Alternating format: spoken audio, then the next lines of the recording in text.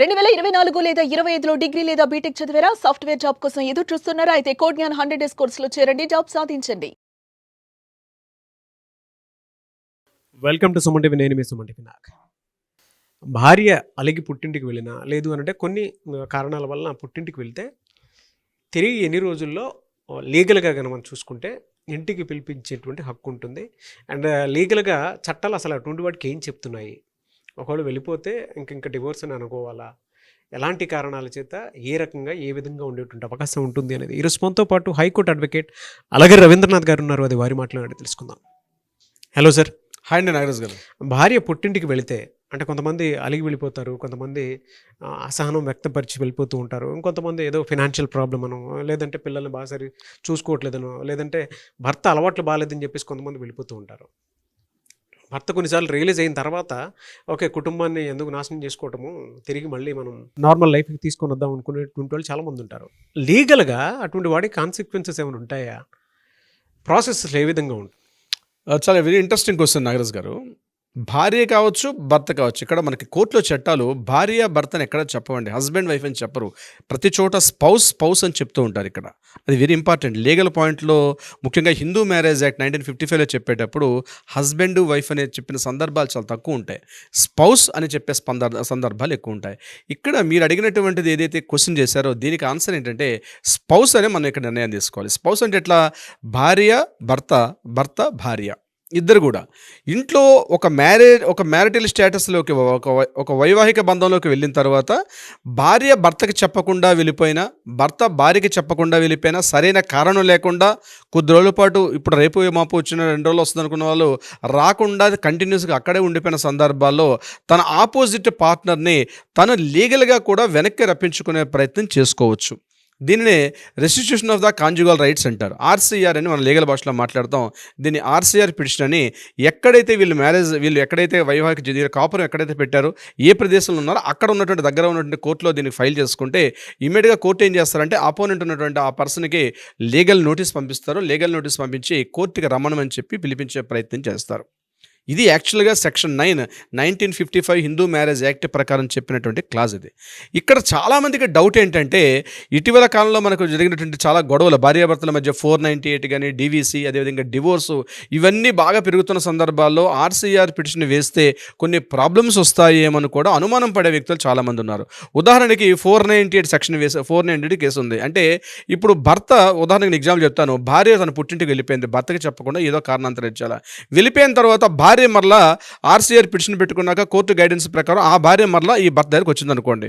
ఇక్కడ ఏమనుకుంటుందంటే ఇక court order ప్రకారం ఆమె వచ్చింది కాబట్టి ఇక్కడ ఆమె మీద వేధింపులు చేసుకోవచ్చు, భార్య వేధింపులు చేయొచ్చు. అంటే ఆమె మీద 498 కానీ గృహహింస కానీ వరకట్న వేధింపులు చేయొచ్చు. ఎందుకంటే కోర్టు ఆర్డర్ ఇచ్చింది కాబట్టి ఇక నేను ఇక్కడ మగ మహారాజును నేను ఏం చేసినా చెల్లుతుంది అని అనుకుంటే మగవాళ్ళు, అది కూడా తప్పే. ఆమె యొక్క రైట్స్, ఆమె యొక్క హక్కులు ఏ రకంగా ఉన్నాయో అలానే ఉంటాయి. ఆమె మరలా వెనక్కి తిరిగి వచ్చింది కాబట్టి ఆమె మీద ఏ రకమైనటువంటి చట్ట ప్రకారం కాకుండా అనైతిక పనులు ఏమైనా ఆమెను ఫోర్స్ చేయడం కానీ ఇతరత్ర ఇబ్బందులు పెడితే యాస్టిజ్గా చట్టంలో ఉన్నటువంటి అన్ని సెక్షన్లు కూడా వర్తిస్తే ఇది నెంబర్ 1 పాయింట్. లేదా ఇక్కడ భర్త వెళ్ళిపోయారు, భర్త చెప్పపట్టకుండా ఇంటి నుంచి వెళ్ళిపోయారు, భార్య ఉంది, ఆ భర్తని మరలా వెనక్కి వచ్చిన సందర్భాల్లో భార్య కావాలని పిలుచుకుంది కాబట్టి భర్త ఇంటికి వచ్చిన తర్వాత ఆయన చాలా దేవుడిగా చూడాలి, పతియే ప్రత్యక్ష దైవం అనేటువంటి పురాణ కావ్యాలు చెప్పినట్టుగా ఆ భర్తను అలానే చూడాలి, అడుగులకు మడుగులు వత్తాలి, భర్త చెప్పిందే వేదం, ఆయనకి ఎదురు తిరిగితే ఇప్పుడు నేను 490 వేయలేమో, నా మీద గృహహింస పెట్టినా లేకపోతే నా మీద వరకట్న వేధింపులు చేస్తే నేను కోర్టుని ఆశ్రయించలేమో అని చెప్పి ఆ భార్య అనుకోవడానికి కూడా అవకాశం లేదు. ఆమె ఏ రకంగా బాధలు పడినా అట్లా కూడా చేసే అవకాశం కూడా ఉంటుంది. 498 డీవీసీ, అదేవిధంగా డివోర్స్ అంటే ఒకసారి ఆర్సీఆర్ పిటిషన్ కోర్టు ఆర్డర్ ఇచ్చింది కాబట్టి భవిష్యత్తులో ఏమైనా ఒకరికొకరు సందర్భాన్ని కుదరని సందర్భాల్లో డివోర్స్ పిటిషన్ వేసుకోకూడదేమో, ఎందుకంటే కోర్టు కలిసి ఉండమని చెప్పి ఆర్డర్ ఇచ్చింది కాబట్టి వాళ్ళిద్దరూ డివోర్స్కి మనకు అర్హత లేదా అనుకోవచ్చు.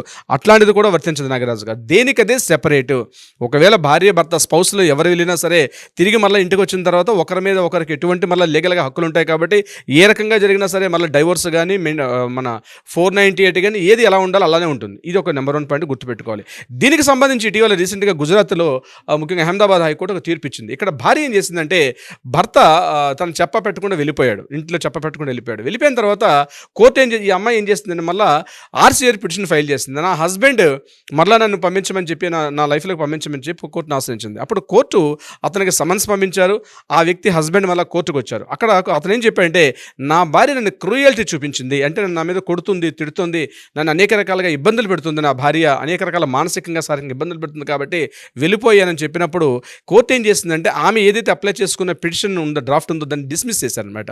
అంటే కోర్టుకి ఏంటి, సరైన కారణాలు చూపిస్తే దాని యాక్సెప్టెన్స్ ఇస్తుంది. అంతేగాని నేను ఇలా హస్బెండ్ నన్ను తాళి కట్టాడు, లేకపోతే నాతో కొద్ది రోజులు సంసారం చేశాడు కాబట్టి తప్పనిసరిగా ఆర్సీఆర్ పిటిషన్ వేసుకుంటే ఆపోనెంట్ పర్సన్ వచ్చి ఖచ్చితంగా కాపురం చేయాలని చెప్పి ఏ కోర్టు కూడా చెప్పదు. గుర్తుపెట్టుకోవాలి, ఇక్కడ పెళ్లి చేసుకునేటప్పుడు కోర్టులో అవసరం లేదు, కానీ వారిద్దరి మధ్య తగాదాలు వచ్చేటప్పుడు మొత్తం తప్పనిసరిగా కోర్టులో అవసరం పడుతుంది. విడిపోవాలనుకున్నా, అంటే లీగల్గా విడిపోవాలన్నా, లేకపోతే వారి మధ్య ఎటువంటి ఇబ్బందులు కలిగే సందర్భంలో కోర్టును ఆశ్రయిస్తారు. పెళ్లి చేసుకోవడానికి మాత్రం కోర్టులో అవసరం లేదు. ఇక్కడ భార్యాభర్తల మధ్యలో గొడవలు వచ్చే సందర్భాల్లో మాత్రం ఇక్కడ జరిగిన విషయం ఏంటంటే, భార్య భర్తగా తెలియకుండా వెళ్ళిపోయిన సందర్భాల్లో భార్య కానీ క్రూయల్టీ కానీ, లేకపోతే భర్త కానీ క్రూయల్టీ, సరైన కారణం ఉండాలి. ఎందుకు వెళ్ళిపోయాడు అంటే, ఆమె పార్ట్నర్ ఎందుకు నచ్చలేదు అన్న విషయాన్ని కానీ సరైన సహేతుకమైన కారణం చూపించిన సందర్భంలో మాత్రం కోర్టు ఇమీడియట్గా డిస్మిస్ చేస్తుంది. దాని కారణమే రీసెంట్గా వచ్చినటువంటి మనకి గుజరాత్ జడ్జిమెంట్. సార్ అంతా బాగానే ఉంది. మ్యారేజ్ చేసుకున్న ఎన్ని రోజుల తర్వాత, లేదంటే ఎన్ని సంవత్సరాల తర్వాత కోర్టుకి వేసుకోవచ్చు సార్? అది వెరీ ఇంట్రెస్టింగ్ క్వశ్చన్ నాగరాజ్ గారు. ఇది కూడా చాలా మందికి వచ్చే అనుమానం, ఈ యొక్క డౌట్ క్వశ్చన్. లిమిటేషన్ యాక్ట్ అంటాం. ఇక్కడ ఈ సెక్షన్ 9 మాత్రం భార్యాభర్తల మ్యారేజ్ అయిన తర్వాత, మ్యారిటల్ స్టేటస్ అయిపోయిన తర్వాత ఇన్ని రోజులు, నెల రోజులు, వారం రోజులు, 1 year, 2 years, 3 years ఎక్కడ కూడా స్పెసిఫిక్ చేయలేదు. మ్యారేజ్ అయినా ఒక 30 days తర్వాత ఒకవేళ పెట్టకుండా భార్యాభర్తకు ఒకరికొకరు చెప్పకుండా వెళ్ళిపోయినా కూడా మనం కోర్టును ఆశ్రయించి ఆర్సీఆర్ పిటిషన్ తెచ్చుకోవచ్చు. అంతేగాని డివోర్స్కి మాత్రం మనకు ఒక లిమిటేషన్ ఉంది. అంటే ఫర్ ఎగ్జాంపుల్, వాళ్ళిద్దరు కూడా మ్యూచువల్ డివోర్స్ తీసుకోవాలన్నా, లేకపోతే కంటెస్టెడ్ డివోర్స్ తీసుకోవాలన్నా ఖచ్చితంగా 1 year, 2 years అని టైం ఉంది. కానీ ఇక్కడ ఆర్సీఆర్ పిటిషన్ వేసుకోవడానికి మాత్రం టైం లిమిటేషన్ ఎక్కడ లేదు మనకి. ఇన్ని రోజులు అంటే 30 daysలోనే వెళ్ళాలి. 6 months వెళ్ళిపోయిన తర్వాత ఒకరికొకరు చెప్పకుండా 6 months పాటు ఆయన వెళ్ళిపోయాడు కాబట్టి అప్పుడు మాత్రం వెయ్యాలనే రూల్ కూడా లేదు. అట్లీస్ట్ ఒక 30 days వితౌట్ ఎన్ ఇంటిమేషన్ లేదు. ఫోన్ చేస్తే లిఫ్ట్ చేయట్లేదు, ఫోన్ నెంబరు బ్లాక్లో పడేశాడు, ఆయన ఎక్కడికి వెళ్ళిపోయాడో తెలియదు, కాంటాక్ట్స్ లేవు, వాళ్ళ పేరెంట్స్ దగ్గరికి వెళ్ళాడా, లేకపోతే ఉద్యోగి ఎక్కడికి వెళ్ళిపోయాడా, అసలు ఎటువంటి ఇన్ఫర్మేషన్, కమ్యూనికేషన్ ఏమీ లేదు.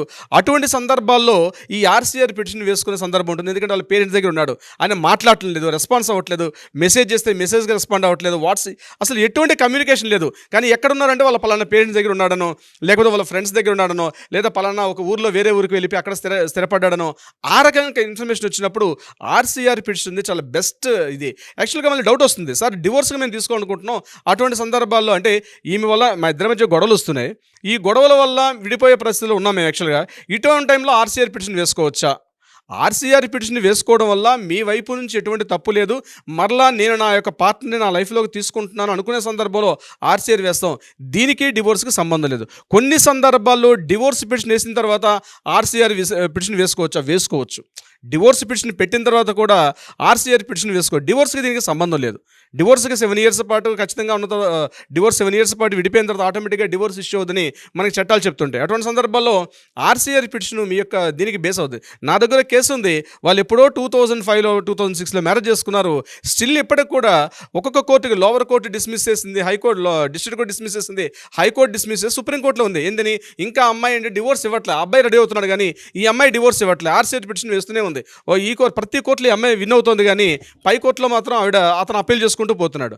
అంటే ఇది ఇన్ని రోజుల్లో వేయాలి, ఇంత టైం లిమిట్ అని ఎక్కడ కూడా మనకు ఆర్సీఆర్లో లేదు. నాగరాజ్ గారు, ఎలా సార్, ఎవరైనా సరే ఇలాంటి సమస్యతోటి ప్రాబ్లమ్ని ఫేస్ చేస్తూ ఉన్నారు అని అంటే డెఫినెట్గా మీ ఇలాంటి వాళ్ళని అప్రోచ్ అవ్వాలనుకుంటారు.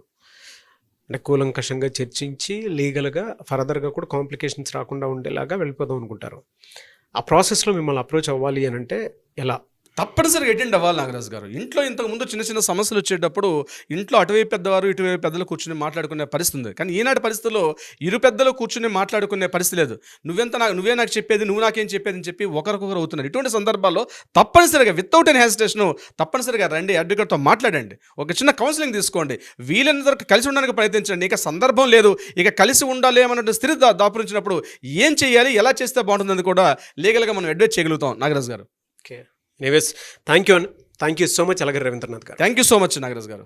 చూశారు కదండి వీడియో. ఈ వీడియోపై మీ అభిప్రాయం కమెంట్ బాక్స్లో పోస్ట్ చేయండి. అండ్ మీకు ఏదైనా డౌట్ ఉన్నా కూడా పలానా వాటి మీద పలానా సమయంలో ఇలా జరిగింది నాకు, దాన్ని ఏ విధంగా లీగల్గా ముందుకెళ్ళొచ్చు అనుకున్నటువంటి ఆలోచన ఏదైనా ఉన్నా కూడా కింద కామెంట్ బాక్స్లో పోస్ట్ చేస్తే వాటి మీద మేము వీడియో చేయడం జరుగుతుంది, నేను అలాగే రవీంద్రనాథ్ గారు.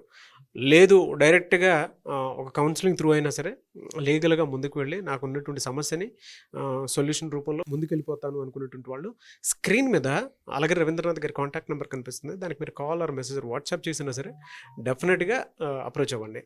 అండ్ ఈ వీడియో లైక్ చేయండి, షేర్ మాత్రం తప్పకుండా చేయండి. ఇలాంటి మరిన్ని వీడియోస్ కోసం మా ఛానల్ ఫాలో అవ్వండి. Thank you. సుమన్ టీవీలో మీ పర్సనల్ అండ్ బిజినెస్ ప్రమోషన్స్ కోసం కింది నెంబర్కి కాంటాక్ట్ చేయండి.